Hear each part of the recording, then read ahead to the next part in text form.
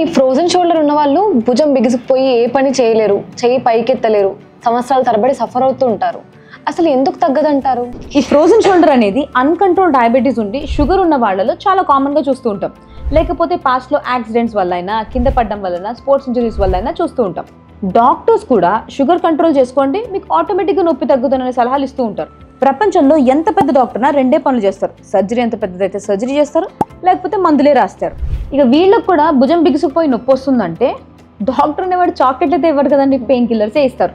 Sugar ఉన్న వాళ్ళలో ఈ గ్లూకోజ్ మాలిక్యూల్స్ కొల్లాజన్కి అతుక్కుని థిక్గా స్టిక్కీగా తయారయ్యి ఈ జాయింట్ మూవ్మెంట్ని రెస్ట్రిక్ట్ చేస్తూ ఉంటాయి. అది మీకు దెబ్బ తగిలితే బయటకు కనిపించే వాపులా కనబడకపోయినా లోపల ఖచ్చితంగా ఉంటుంది.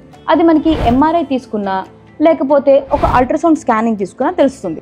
అండ్ అల్ట్రాసౌండ్ స్కానింగ్ మనం ఇక్కడే చేస్తాము, అది చాలా కాస్ట్ ఎఫెక్టివ్ ఎంఆర్ఐ కన్నా. ఇప్పుడు ఆ లోపల ఉన్న వాపుని ఎవరైతే తగ్గిస్తారో పేషెంట్కి వాళ్ళు దేవుళ్ళ కనిపిస్తారు. అంటే మీకు వెంటనే పెయిన్ రిలీఫ్ స్టార్ట్ అవుతుంది. మా దగ్గర అల్ట్రాసౌండ్లో చూసుకుంటూ ఎక్కడైతే వాపు ఉందో అక్కడికి దాకా ఒక చిన్నపాటి నీడలు తీసుకెళ్తాం. మీకేం పెద్దగా నొప్పి ఉండదు.